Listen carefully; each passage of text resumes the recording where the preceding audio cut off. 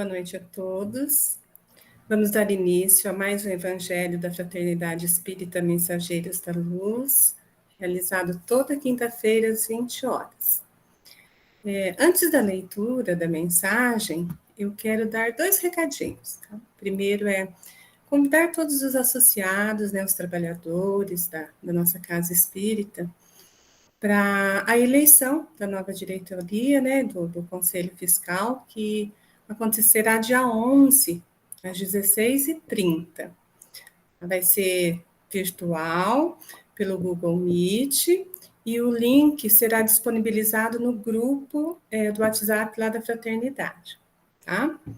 E o segundo recadinho é lembrar a todos que o atendimento do Manolo vai ser agora no dia 12, às 9 horas, como sempre, no segundo domingo do mês, ok? Aí quem estiver, então, aí precisando, é só estar chegando lá que nós estaremos atendendo a todos, entregar a senha, A gente entrega antes uma senha, e com todos os cuidados que ainda requer por conta da pandemia, e estaremos lá esperando por vocês, tá bom? Então, vamos agora na leitura da nossa mensagem inicial, do livro Celeiro de Bênçãos, de Divaldo Pereira Franco, a mensagem de Joana de Ângeles. Falatórios. Dentre os muitos males que o verbo infeliz pode produzir, o mexerico é possivelmente dos mais graves. Semelhante a vaso pútrido, o falatório exala miasma pestilencial que contamina os incautos que dele se acercam. Ali proliferam a maledicência insensata, o julgamento arbitrário, a acusação indébita, a suspeita inapelável, a infância disfarçada, quando não irrompe a calúnia maleável, capaz de engendrar a destruição dos mais nobres ideais e vidas respeitáveis. Atira-se à brasa do falatório inconsciente e espera-se que o fogo da irresponsabilidade ameace devorador a estrutura onde produz chamas. Nasce na conversa simples, porém perniciosa. Emana de uma observação candente e feita de impiedade, a qual se difunde facilmente por ausência de serviço edificante, em decorrência da hora vazia, pela dilatação das apreciações indébitas. O falatório é também verdugo do falador, porquanto aquele que se compraz em censurar torna-se vítima da censura alheia. Acautela-te dos que somente sabem colocar ácido e observações infelizes. Não estás indene à acusação deles. Se te trazem informação inditosa, por mais amigo que te seja, de ti levará informação incorreta para outrem, a quem chama amigo e que ignoras. Não permitas que os teus ouvidos, voltados para a verdade, se convertam em caixa de acusações desditosas. Ninguém te pede a santificação em um dia, nem espera a tua redenção numa hora. Aliás, se isto se dera, o beneficiado seria tu próprio. Todavia, todos aguardam que não reincidas ou insistas no erro, promovendo a renovação dos teus propósitos cada dia, a toda hora, em cada instante. O teu chamado ao Evangelho de Jesus significa compromisso novo para com a vida. E se outrem erra, não te utilizes do erro dele, para que justifiques o teu erro. Não prestarás satisfação da tua conduta ao teu próximo, mas àquele que te enviou a servir. Sempre que falares, faze o relatório do bem. Desculpa, ajuda, perdoa e compreende. O irmão caído não necessita de empurrão para mais baixo. Entretanto, espera a mão amiga para reerguer-se.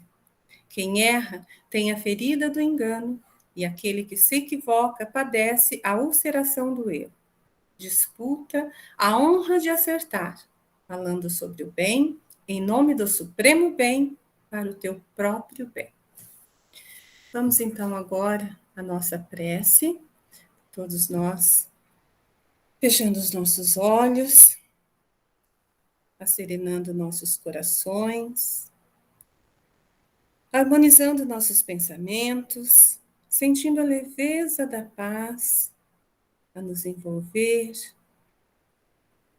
Vamos respirando profundamente e assim vamos nos elevando e rogando ao Mestre Jesus a sua presença em nossas vidas. Vamos trazendo próximo a nós a figura meiga do nosso Divino Mestre, sentindo a sua presença amiga, impondo suas mãos sobre cada um de nós e de suas mãos, do seu coração, emanando luzes, fluidos balsâmicos que nos envolvem, que nos acalmam, que se espalham pelo nosso lar, por todo o ambiente familiar, harmonizando e deixando vibrações de amor. E assim sentindo o nosso Mestre querido, o amor engrandecendo, nos envolvendo, nos protegendo e amparando. Pedimos, Mestre, que nos abençoe. Abençoe os nossos propósitos no caminho do bem. Abençoe o nosso Evangelho de hoje, para que nossas reflexões encontrem abrigo em nossos espíritos e sejam sempre lembradas e colocadas principalmente na prática, no nosso dia a dia. Nos ajude, Mestre, a nos livrar do orgulho, da vaidade, do egoísmo. Dai-nos sempre força e coragem para as provas do nosso caminho. Obrigada, Senhor. Permaneça conosco hoje e sempre. Que assim seja. Bom, hoje o Evangelho, a leitura do Evangelho é do capítulo 5, Bem-aventurados os aflitos, e será feita pela nossa irmã Hélida, e logo após o nosso irmão Valner estará com a palavra. Por favor, Hélida. Boa noite. Bem-aventurados os aflitos. Bem-aventurados os que choram, porque serão consolados. Bem-aventurados os que têm fome e sede de justiça, porque serão fartos. Bem-aventurados os que padecem perseguição por amor da justiça, porque deles é o reino dos céus. Mateus, versículo 4, 6 e 10. Bem sofrer e mal sofrer.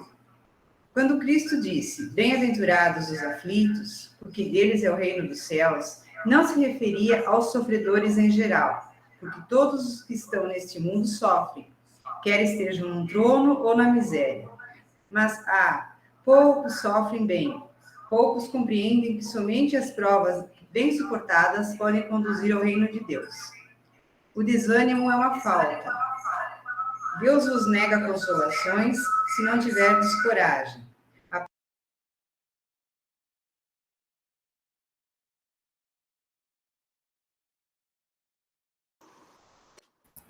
Está sem som, Hélida.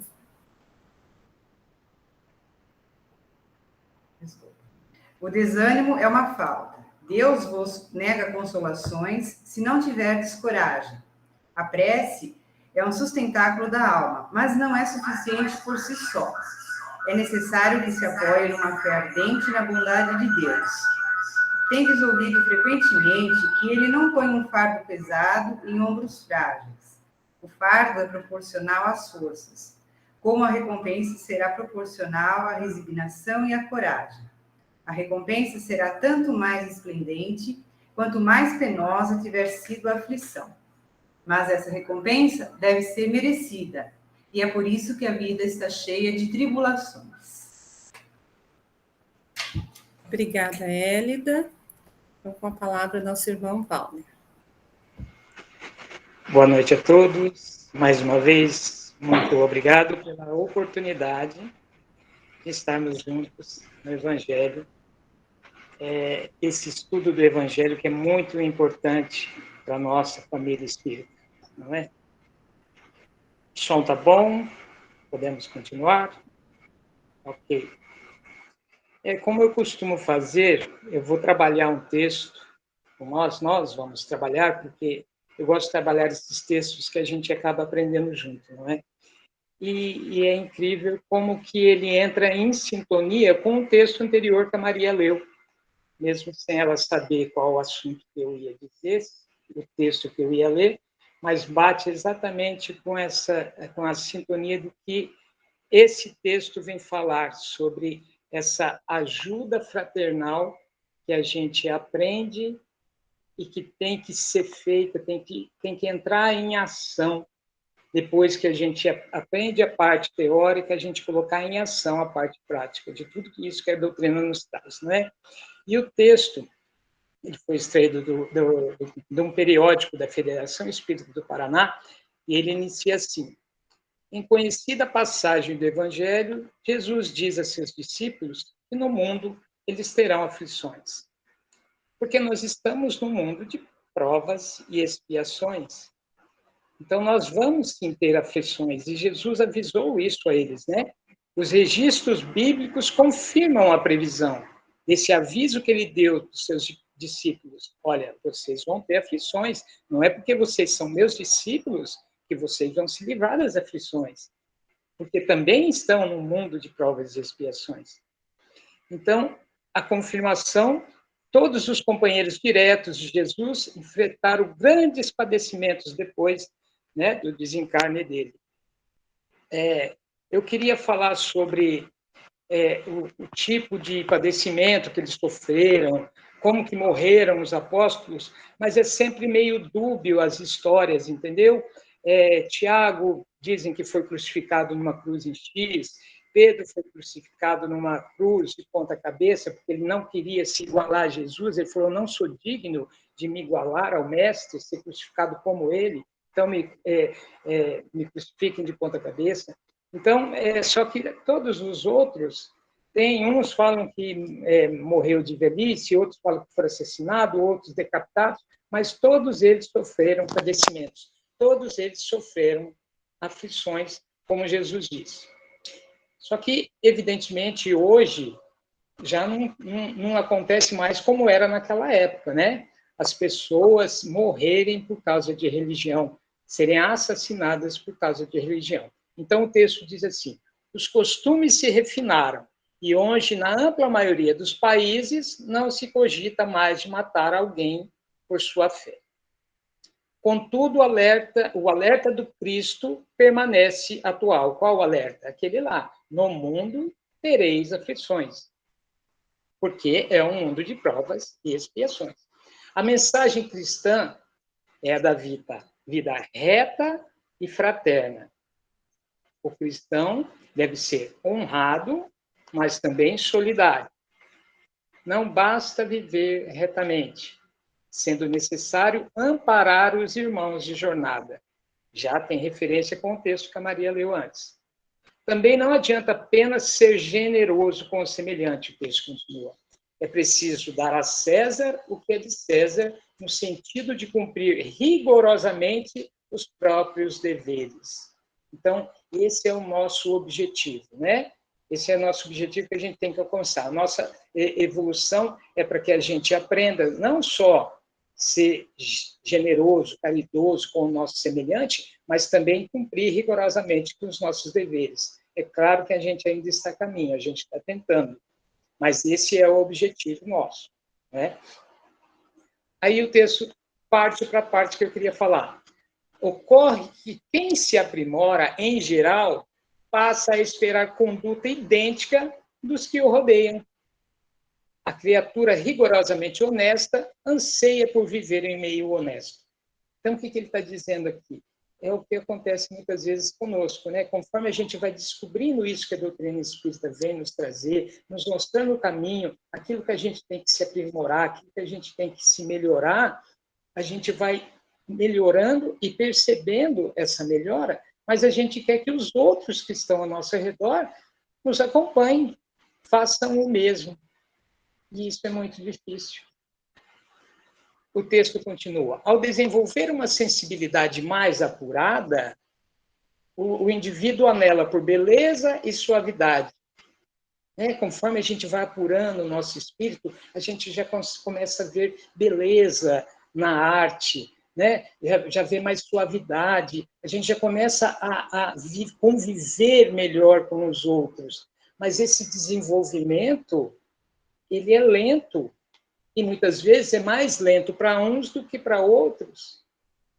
Então, a gente pode ter como exemplo Emmanuel, que era um publicano, um senador na época de Jesus, que podia, né, ter intervido para o sofrimento de Jesus, mas ele se absteve, ele não quis comentar, não quis entrar no assunto, e depois teve do desencarne, ele percebeu o que ele tinha feito e foi trabalhar isso ao longo dos séculos, para hoje a gente ter Emmanuel do jeito que ele é, nos ajudando imensamente, trazendo lições memoráveis, mensagens que nos elevam.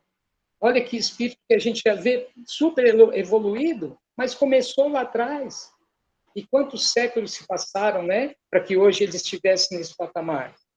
Então, o texto continua. Entretanto, o mundo segue em seu próprio ritmo, cada um no seu ritmo. Um homem pode apenas ditar a cadência da sua própria evolução e não a dos outros. Então, você pode cadenciar os seus passos, o seu desenvolvimento, o seu, mas os dos outros você não tem como influenciar. Não tem como você querer acelerar o outro. É difícil, é complicado. Quanto aos demais, resta-lhe somente influenciar mais por exemplos do que por palavras. Então, não adianta a gente querer absorver tudo isso que a doutrina espírita nos traz e querer, né, desaguar tudo isso em cima do ouvido do outro, que não vai adiantar. Se você quer influenciar, faça pelos atos, pelos seus exemplos. Faça você primeiro, né? É a mesma coisa da gente chegar, é claro, todos nós aprendendo. A gente tem que explorar isso, todo esse desenvolvimento que a gente conseguiu e passar para os outros, sim. Mas não querer modificar a pessoa. Aí é cada um por si. O texto diz, afinal, o livre-arbítrio é uma dádiva de Deus a seus filhos. Então, é isso que a Melanie sempre coloca também em suas palestras, né? A pressa é de cada um. Você vai apressar o seu passo, se você achar que quer melhorar, você está vendo uma visão melhor à frente, você acelera o seu passo. Não tem como acelerar o passo do outro, porque ele tem o livre-arbítrio dele. E isso Deus nos deu essa dádiva, né, do livre-arbítrio. Cada um é livre para decidir os seus caminhos e se vai apressar ou retardar o passo, o rumo à paz. Bem se vê como é delicada a posição do genuíno cristão do mundo. Então, aquele cristão que já conseguiu se elevar, trazer uma paz para dentro de si, é complicado para ele estar convivendo com os outros. Ele elege um ideal sublime, esforça-se por vivê-lo e deseja que se expanda no benefício geral. E como a gente deseja isso, né? Todos nós aqui, que participam já há um tempo da Casa Espírita, como a gente gostaria, né? Às vezes a gente comenta com o Júnior, com a Mary, com a Maria, como a gente comenta que poderia ser todo mundo absorvendo, né, tudo isso que a gente vem tendo, todo esse conhecimento, e a gente queria que isso se expandisse cada vez mais. Mas não é assim que funciona. Contudo, o mundo não corresponde a contento esse anseio. Por quê? porque cada um tem o seu tempo. O cristão necessita ser o sal da terra e a luz do mundo. Precisamos, sim, ser a luz do mundo, não colocar a luz debaixo qualquer, tudo aquilo que a gente aprendeu, que a doutrina já nos trouxe. Justamente por isso, não pode se afastar dos irmãos de jornada. A gente não pode se afastar. Tá certo que a gente não pode modificar a pessoa, mas a gente pode influenciar através dos nossos atos, nossos exemplos. Então, a partir do momento que a pessoa não consegue esse ambiente que ele queria conviver, porque ele aprendeu que isso é bom, que isso traz para ele uma paz, ele não consegue isso num ambiente, ele passa a sofrer. Então, daí vive honradamente em um mundo corrupto, para passar por provas e comprovar seu aprimoramento. Ele tem que conviver, não é porque você se elevou, pronto, então agora você vai reencarnar no outro mundo lá, porque você já se elevou. Não, a gente ainda precisa estar a caminho com aqueles que nos odeiam. A gente precisa passar pelas provas para realmente demonstrar tudo aquilo que a gente aprendeu, colocar em prática tudo aquilo que a gente aprendeu, não é? E como ele sofre, por consequência, experimenta contínuas aflições. Então, até o homem de bem, que já conseguiu achar o seu rumo, já conseguiu se aprimorar, ele ainda tem aflições. Como? Aflige-se pelos filhos que não aproveitam a educação recebida e optam por trilhar estranhos caminhos. Em quantas famílias não acontece isso, né? A gente vem, aprende tudo aquilo que a doutrina nos traz, tenta ensinar os filhos, mas não adianta, eles vão trilhar outros caminhos, porque é difícil. Ali está como um filho nosso agora, mas é um espírito imortal também, é um indivíduo, é um ser que tem o seu livre-arbítrio também. Então, o indivíduo angustia-se pelo esposo ou esposa que não lhe partilha o ideal. Agasta-se por deslealdades que testemunha na vida profissional. Não é? Ele fica injuriado de ver, né, até no mundo profissional que ele está inserido, às vezes coisas erradas que as pessoas fazem e ele fica angustiado e fala, como que pode a pessoa agir desse jeito? Mas é o mesmo caso. Cada um tem o seu tempo. Entristece-se pela falta de honestidade de políticos e dirigentes públicos. Isso aí é fatal, né? A gente começar a ler um jornal, a gente vê o jornal da TV, a gente já fica louco com aquilo que os políticos nos trazem, né? Os dirigentes públicos, toda a desonestidade que muitas vezes vem e nos mostra que ainda tem muita gente precisando aprender, precisando se melhorar. Mas a gente tem que olhar para nós. Entretanto, se a aflição é esperada, se a gente sabe, porque o Cristo nos avisou, vocês vão ter aflições, e isso é um tipo de aflição, você se melhorar, mas não conseguir conviver num mundo em que todos estão pensando da mesma forma que você, se a aflição é esperada, o desânimo não se justifica. Porque Jesus não disse, ele avisou, vocês vão ter aflições, mas não falou, desanima, entrega aí os Paraguai, pronto, acabou. Não. Ele falou, vamos ter força, vamos continuar, estarei sempre com vocês. Né? Então, pode sim ficar indignado, pode ter aflição, mas nunca o desânimo. O progresso ocorre com vagar, mas é uma lei da vida. O progresso vai acontecer, queiram ou não. Pode até estagnar, mas uma hora vai chegar uma avalanche e vai empurrar aquele ser que está para trás. Seja com dor, com sofrimento, não é? E isso que muitas vezes a gente vê. Então, o progresso, mesmo que ele seja vagaroso, é uma lei da vida. As perfeitas leis divinas tratam de colocar tudo em seu lugar, no lento ciclo dos séculos, né? Foi como eu disse, o exemplo que eu citei do Emmanuel, né? Tudo vai ficar no seu lugar, todo mundo vai se melhorar, mesmo que isso leve séculos, porque a gente está descobrindo que somos imortais. estamos tendo uma vivência, um planejamento, tudo isso que a gente está recebendo aqui hoje, todo esse conhecimento, às vezes isso aí foi planejado séculos e séculos atrás, para que isso estivesse ocorrendo hoje. Às vezes até o nosso início de caminhada um pouco mais acelerada, não é? Mas quanto tempo isso demorou? Mas o que é? Um século, um milênio para a eternidade. A gente não pode desanimar. E nesse caso, a gente vai ter, sim, as aflições, porque tem muitas pessoas, muitos indivíduos, muitos espíritos, principalmente desencarnados, que nos acompanham, que ainda estão um pouco atrasados e que ainda não conseguem trazer para nós um ambiente que a gente ficasse bem. Então, nesse mundo, teremos, sim, aflições. Foi isso que ele quis dizer. Mas não desanimar. Porque é característica nossa da gente falar, poxa vida, mas se eu estou vendo uma coisa e aquela coisa é boa, eu quero também para aquele semelhante, porque eu o amo e eu gostaria que ele também estivesse compartilhando isso comigo. Mas não é assim que funciona. A gente tem que respeitar, sim, o livre-arbítrio. Então, o relevante é a paz de consciência de quem age retamente. Porque é a nossa consciência que vai nos acusar, é a nossa consciência que vai nos deixar num estado, mesmo depois do desencarne, num estado melhor ou pior. É a nossa consciência que vai cobrar.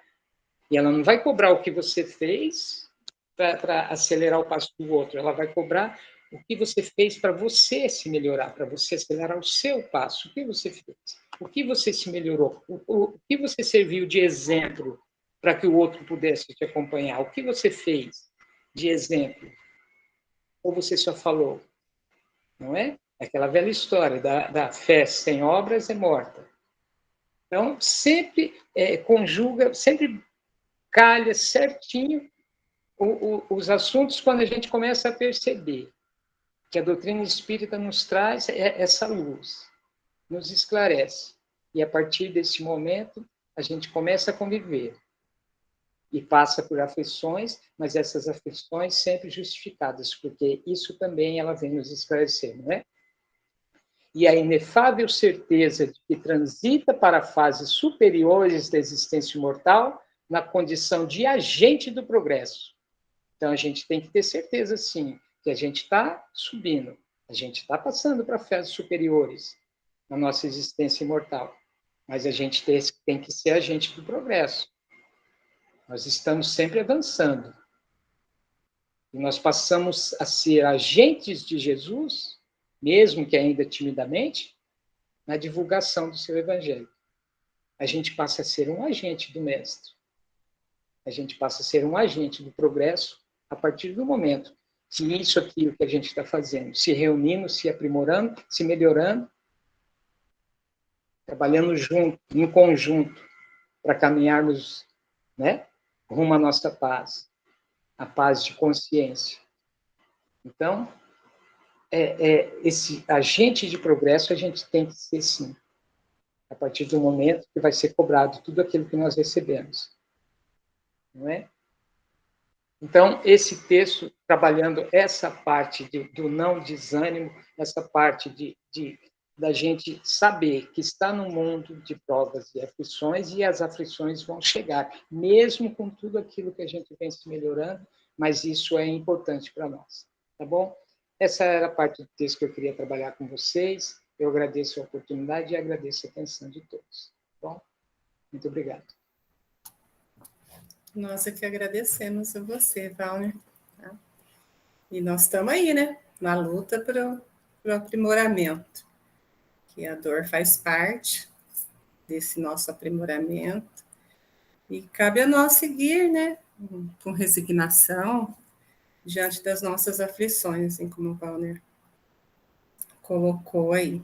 Cada um a seu tempo, mas a gente tem que fazer de tudo para acelerar os nossos passos para a nossa evolução, né? Eu convido agora a Estelinha para a prece final.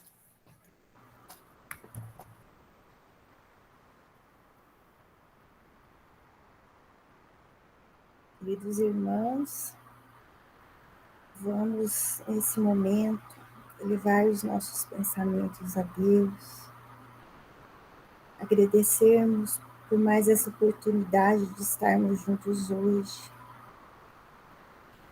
agradecermos a Jesus por todo o amparo, proteção, e pedirmos que nos auxilie sempre, nos dando força, coragem, ânimo, para vencermos nossas inseguranças e aflições. Pedimos ainda, Pai, que nos auxilie na compreensão do Evangelho de hoje, na apreensão dos ensinamentos da nossa vida, que possamos aplicá-los, esses ensinamentos no nosso dia a dia, e a cada dia, Pai, nos fortalecemos na fé e no amor. Que Deus nos abençoe, que assim seja. Que assim seja. Obrigada, Estela. Obrigada aí pela presença de todos. E eu aguardo vocês na próxima quinta, às 8 horas, para o nosso Evangelho da Fraternidade Espírita Mensageiros da Luz. Fiquem em paz.